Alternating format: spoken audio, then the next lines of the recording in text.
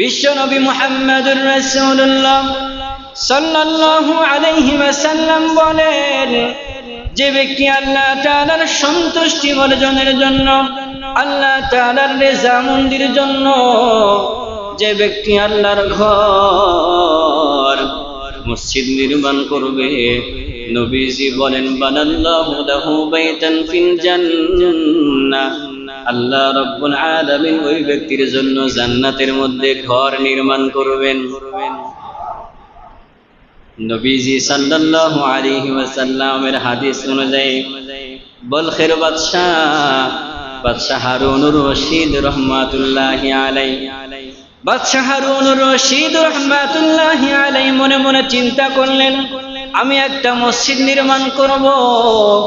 নবীজি সাল্লাল্লাহু আলাইহি ওয়াসাল্লাম যেহেতু বলেছেন, কেউ যদি আল্লাহ তাআলার সন্তুষ্টি অর্জনের জন্য মসজিদ নির্মাণ করে, তাহলে ওই ব্যক্তির জন্য জান্নাতের মধ্যে ঘর নির্মাণ হয়ে যাবে। বাদশাহ হারুনুর রশিদ মনে মনে চিন্তা করলেন, আর রাজ দরবারে যারা ছিলেন সবাইকে ডাক দিয়া বললেন, বাদশাহ হারুনুর রশিদের পক্ষ থেকে মসজিদ নির্মাণ হবে, কিন্তু রাজ্যের কোন রকমের কোন ধরনের লোকের কাছ থেকে কোন রকমের অর্থ গ্রহণ করা হবে না। দেখছেন, রাজ্যের কোন রকমের কোন ধরনের মানুষের কাছ থেকে কোন রকমের আর্থিক সহায়তা গ্রহণ করা হবে না। দেখবেন বর্তমান জামানায় এমনও কিছু লোক আছে, এখন যদি বলা হয় মসজিদ নির্মাণের জন্য 100 ভাগ সিমেন্ট লাগবে, লোক পাওয়া যাবে। এরকম লোক এমনও আছে যে মসজিদ নির্মাণের জন্য বা মসজিদের কাজের জন্য 10টা ফ্যান লাগবে।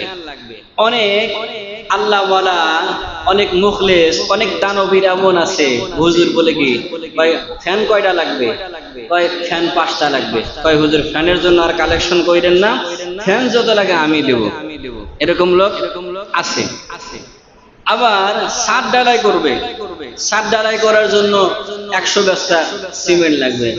অনেক দানবীর এমন আছে, তারা বলে হুজুর বলে কি ছাদ ঢালাই করতে যত ব্যাগ সিমেন্ট লাগে ওটা আমি দেব, ওটার জন্য আর কারো কাছ থেকে ডোনেশন নেওয়া লাগবে না। এরকম লোক আছে। কিন্তু গত বছরই মির্জাপুর টাঙ্গাইল একটা প্রোগ্রামে গেলাম, মসজিদের মাহফিল।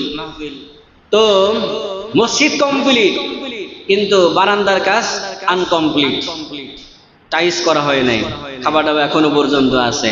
আমার বললো হুজুর বারান্দার জন্য টাইলস কালেকশন করা লাগবে।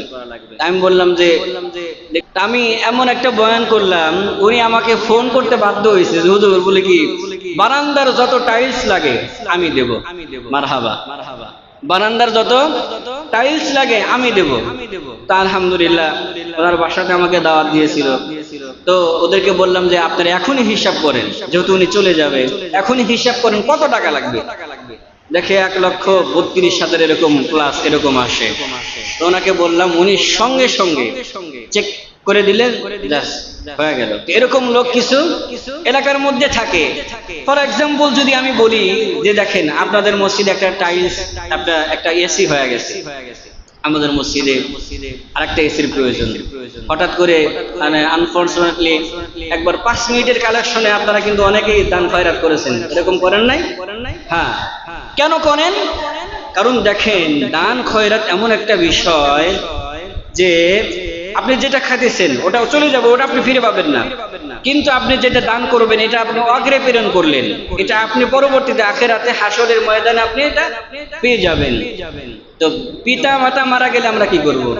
পিতা মাতা মারা গেলে 3 দিনা, 5 দিনা, 7 দিনা, 40 এগুলো না করে মসজিদের জন্য কোনো কিছু যদি লাগে, আপনি মসজিদের সভাপতি, সেক্রেটারি, কোষাধ্যক্ষ বা ইমাম সাহেবকে আপনি বলেন হুজুর মসজিদের কোন জিনিসটা লাগবে। এখন আমি কালেকশনের জন্য ওয়াজ করতেছি না, বা কেউ যদি দিতেও চান বা দিয়ে দেবেন। তবে মসজিদ আবাদ করার জন্য আমাদের কি কি দরকার এটা আমি বলতেছি। যে আপনার বাবা মারা গেছে, আপনার বাবা মারা যাওয়ার বাবদ আপনি মসজিদে বললেন যে 5টা ফ্যান লাগবে, 10টা ফ্যান লাগবে বা একটা ফ্যান লাগবে, আপনি আপনার বাবার নামে একটা ফ্যান দিয়ে দিলেন। মসজিদ যতদিন পর্যন্ত থাকবে ততদিন পর্যন্ত আপনার পিতা মাতা কবরে শুয়ে সব পাইতে থাকবে। এটা হলো সাদগায়ে জারিয়া। আপনি 10 জন মানুষকে খাওয়াইলেন, এটা না জায়েজ তা না, কিন্তু খাওয়াইলেন, এটা তো চলে যাবে। এটা কি চলে যাবে? এই জন্য মসজিদ মাদ্রাসা যেই সমস্ত কাজগুলো এখনো পর্যন্ত কমপ্লিট হয় নাই, এরকম কমপ্লিট করার চেষ্টা করব ইনশাআল্লাহ। তো বাদশা হারুনুর রশিদ উনি বলে যে আমি একটা মসজিদ নির্মাণ করব, কিন্তু কারো কাছ থেকে কোন রকমের অনুদান গ্রহণ করা হবে না। বাদশাহ হারুনুর রশিদ রাহমাতুল্লাহি আলাইহি রাজ্যের মধ্যে ঘোষণা করে দিলেন যে বাদশাহ হারুনুর রশিদের পক্ষ থেকে একটা মসজিদ নির্মাণ করা হবে, কিন্তু কোন রকমের অনুদান গ্রহণ করা হবে না। এলান হয়ে গেল। এলান হয়ে যাওয়ার সঙ্গে সঙ্গে সাথে সাথে মসজিদের কাজ কমপ্লিট। মসজিদের কাজ শুরু হয়ে গেল। বাদশাহ হারুনুর রশিদ বড় দিনদার মুত্তাকি পরহেজগার আল্লাহওয়ালা। মসজিদের কাজ কমপ্লিট হয়ে যাওয়ার পর বাদশাহ হারুনুর রশিদ ঘুমের ঘরে একদিন স্বপ্নে দেখে আল্লাহ রাব্বুল আলামিন সে যে মসজিদ নির্মাণ করেছে, এই জন্য আল্লাহ রাব্বুল আলামিন তাকে সুন্দর একটা বালাখানা দান করেছে। বাদশাহ হারুনুর রশিদ রাহমাতুল্লাহি আলাইহি আল্লাহ রাব্বুল আলামিন একটা বালাখানা দান করেছেন। এই বালাখানার মধ্যে বাদশাহ হারুনুর রশিদ ঘোরাফেরা করতেছে। এত সুন্দর কারুকার্য, এই বালাখানা থেকে বের হতেই মন চায় না। বের হওয়ার পর এবার বাদশাহ হারুনুর রশিদ রাহমাতুল্লাহি আলাইহি দেখে ওই জান্নাতের বালাখানার গেটের মধ্যে লেখা আছে এটা বাদশাহ হারুনুর রশিদের বালাখানা। বাদশাহ হারুনুর রশিদ রাহমাতুল্লাহি আলাইহি দেখলেন যে তার বালাখানার ফটকের সামনে এত বড় হেডলাইন করে লেখা, পাশাপাশি আরেকটা বালাখানা, আরেকটা জান্নাত। ওই জান্নাতের বালাখানার গেটের মধ্যে লেখা আছে এটা হলো এক যোগালীর বালাখানা। বাদশাহ হারুনুর রশিদ উনি আশ্চর্য হয়ে গেলেন যে আমি তো বাদশাহ, আমার তো দান খয়রাতের অভাব নাই, আমার তো নেক আমলের অভাব নাই, আমার জন্য বালাখানা ঠিক আছে, কিন্তু যোগালী সে আমার সমপরিমাণ, আমার জান্নাতের মতো, আমার বালাখানার মতো এত সুন্দর বালাখানা একজন যোগালীর কেমনে হয়? কৌতূহলের বিষয়, কথা বলেন, কৌতূহলের বিষয়। বাদশাহ হারুনুর রশিদ এই ফটকের সামনে থাকা দারোয়ানকে জিজ্ঞাসা করে, ভাই রে ভাই, এই বালাখানাটা কার? বাদশাহ হারুনুর রশিদ রাহমাতুল্লাহি আলাইহি উনি মনে মনে চিন্তা করেন এটা তো আমার বালাখানা, এই বালাখানা আল্লাহ রাব্বুল আলামিন আমাকে দান করেছেন। আমি মসজিদ নির্মাণ করেছি, এই জন্য আল্লাহ রাব্বুল আলামিন আমাকে বালাখানা দান করেছেন। কিন্তু এই বালাখানার টাকার যার গেটের মধ্যে লেখা আছে একজন যোগালীর। একজন দারোয়ান ডাক দিয়া কয়, বাদশাহ এই বালাখানাটা হলো আপনার মসজিদ নির্মাণ কাজে অনেকগুলো যোগালী ছিল, এই যোগালীর মধ্য থেকে একজন যোগালীর। সুবহানাল্লাহ। দারোয়ান ডাক দিয়া কয়, ওগো বাদশাহ নামদার, এই বালাখানাটা হলো আপনার মসজিদ নির্মাণ কাজে অনেকগুলো যোগালী ছিল, এই যোগালীর মধ্য থেকে যে কোনো একজন যোগালীর। বলে কেমনে? এবার বাদশাহ কথা বলার সঙ্গে সঙ্গে বাচ্চার ঘুম ভেঙে গেল। সকালবেলা রাজ্যের মধ্যে এলান করে দিলেন যে আমার এই মসজিদ নির্মাণ কাজে যতগুলো যোগালী ছিল সবাই যেন আমার রাজ দরবারে প্রবেশ করে। বাদশার পক্ষ থেকে এলান হয়ে গেল যতগুলো যোগালী বাদশার এই মসজিদ নির্মাণ কাজে সংযুক্ত ছিল সবাই রাজ দরবারে প্রবেশ করলো। এবার বাদশাহ হারুনুর রশিদ ডাক দিয়া কয়, আচ্ছা বলো তো দেখি তোমাদের মধ্যে কেউ কি আমার এই মসজিদ নির্মাণ কাজে সহযোগিতা করেছে কিনা? কি বলে? তাই তোমাদের মধ্যে থেকে কেউ কি এমন আছো যে আমার এই মসজিদ নির্মাণ কাজে সহযোগিতা করেছো কিনা? এবার সমস্ত যোগালী চুপ হয়ে গেছে। যে এই দানটা করেছে সে মনে মনে ভয় পাইতেছে, কারণ বাদশাহ তো নিষেধ করেছিল যে মসজিদ নির্মাণ কাজে কারো কাছ থেকে কোনো রকমের অনুদান গ্রহণ করা হবে না। যোগালী ভয় পেয়ে গেছে। কেউ স্বীকার করে না। একজন যুগালি মাথা উঁচু করে হাত উত্তোলন করে বাদশাকে ডাক দিয়া করে, বাদশা, আমি আমি আপনার এই বানাখানা, আমি আপনার এই মসজিদ নির্মাণ কাজে আমি সামান্য সহযোগিতা করেছি। কি করেছি? সামান্য সহযোগিতা করেছি। এবার বাদশাহ হারুন রশিদ ডাক দিয়া কয়, কি এমন সহযোগিতা করেছ? এবার ওই যোগালী ডাক দিয়া কয়, বাদশাহ, আমি কিছুদিন পূর্বে আমি একটা কূপ খনন করেছি। যোগালী ডাক দিয়া কয়, ওগো বাদশাহ, আমি কিছুদিন পূর্বে একটা কূপ খনন করেছি। ওই কূপের তলদেশে আমি কয়েক মুষ্টি দামি পাথর পেয়েছি। আমি মনে মনে চিন্তা করলাম, এই কয়েক মুষ্টি দামি পাথর আমার কোনো কাজে আসবে না। এই দামি পাথর দিয়ে আমি কোনো কাজ করতে পারবো না। বরঞ্চ আমার এই 2 মুষ্টি পাথর যদি বাদশাহ হারুন রশিদের মসজিদ নির্মাণ কাজে আমি লাগাইতে পারি, তাহলে কোনো না কোনো উপকার হবে। যোগালী ডাক দিয়া কয়, বাদশাহ, আপনি তো নিষেধ করেছেন আপনি কারো কাছ থেকে অনুদান গ্রহণ করবেন না। এই জন্য রাতের আধারে গভীর রাতে আমি 2 মুষ্টি আমার দামি পাথর গোলা আপনার অনেকগুলো স্তূপ, দামি পাথরের স্তূপের মধ্যে আমি এখানে রেখে দিয়েছি। দেখছেননি? বাদশাহ হারুন রশিদ ডাক দিয়া কয়, তুমি বড় অন্যায় করেছো, তবে অন্যায় করার কারণে তোমার কি হয়েছে তুমি জানো নি? এবার যোগালী মনে মনে চিন্তা করে, বাদশাহর আদেশ আমি অমান্য করেছি, যার কারণে হয়তো আমাকে ফাঁসি দিলেও দিতে পারে। যোগালী মাথা নিচ করে রয়েছে, হয়তো তার বিরুদ্ধে ফাঁসির রায় হয়ে যাবে, কল্লা শিরোচ্ছেদ হয়ে যাবে। এমন অবস্থায় বাদশাহ হারুন রশিদ ডাক দিয়া কয়, যোগালী রে, তুমি এই 2 মুষ্টি পাথর আমার এই পাথরগুলোর সাথে মিশানোর কারণে আল্লাহ রব্বুল আলামিন মসজিদ নির্মাণ করলে যে আল্লাহ রব্বুল আলামিন তাকে একটা জান্নাত দান করবে। নবীজি বলেন, মান বানা লিল্লাহি মসজিদান বানাল্লাহু লাহু বাইতান ফিল জান্নাহ। আল্লাহর নবীর অসংখ্য অগণিত হাদিসে মুবারাকার মধ্যে অন্যতম হাদিস হলো, যে ব্যক্তি আল্লাহ তাআলার সন্তুষ্টি অর্জনের জন্য একটা মসজিদ নির্মাণ করবে, আল্লাহ রব্বুল আলামিন ওই ব্যক্তির জন্য জান্নাতের মধ্যে একটা বালাখানা দিয়ে দিবেন।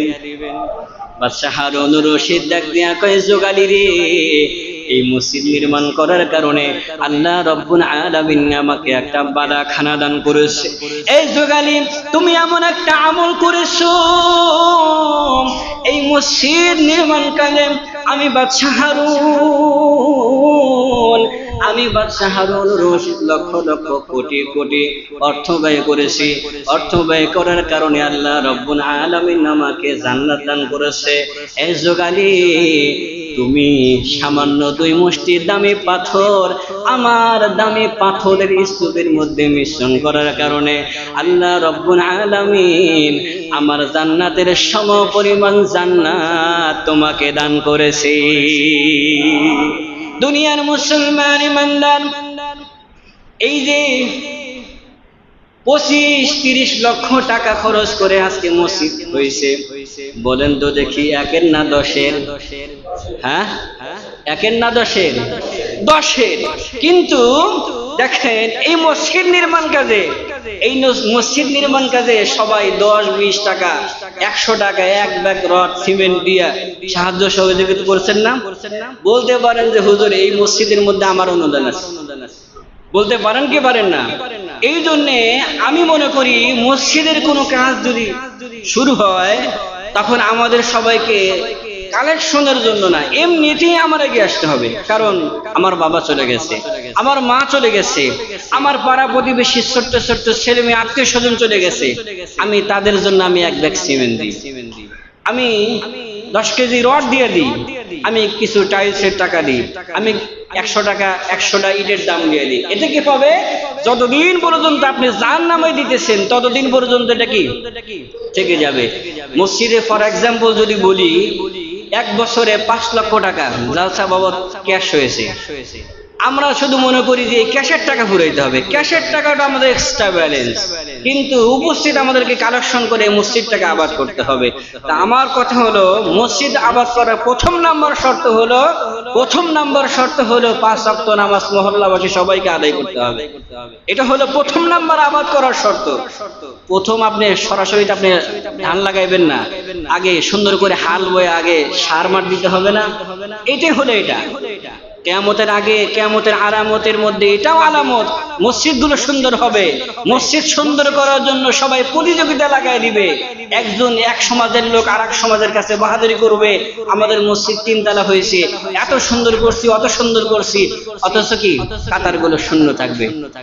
এই জন্য মসজিদের প্রথম নাম্বার আমাদের শর্ত হলো 5 ওয়াক্ত নামাজ এখানে এসে আদায় করতে হবে। এখন চিন্তা করে দেখেন, ফজরের নামাজ কয়জন আদায় করেছে? কয়জন আমরা জোহরের নামাজ আদায় করি? কয়জন আমরা এই যে পিতা মাতা মারা গেছে তাদের জন্য শুক্রবারে হোক আমরা মসজিদ দান করি? বলেন। এই যে নামাজ শেষে এই যে একটা কৌটা যায় না? কৌটা যায় 5 টাকা 10 টাকা, কয়জনে? এর আগেও বলছিলাম যে প্রত্যেক শুক্রবারে 20 টাকার পাবলিক কয়জন আছেন? আলহামদুলিল্লাহ, যারা দিয়ে যাচ্ছেন তারা তো আলহামদুলিল্লাহ ভালো। যেটা আপনি দান করতেছেন ওটা আপনি অবশ্যই পাবেন, যার জন্য দান করতেছেন সে অবশ্যই পাবে। কয় হুজুর, কয় পাই, দেখা তো যায় না। বিকাশে টাকা রাখেন, বিকাশে আপনার 20,000 টাকা আছে, দেখা যায়। ব্যাংকে আপনার 2 লক্ষ টাকা আছে, দেখা যায়। আপনার গায়ে জ্বর আছে, দেখা যায়, অনুভব করেন। কিন্তু দান জিনিসটা আপনি করতেছেন, আপনার সব হচ্ছে, অনুভব করেন, আখিরাতে পাবেন ইনশাআল্লাহ।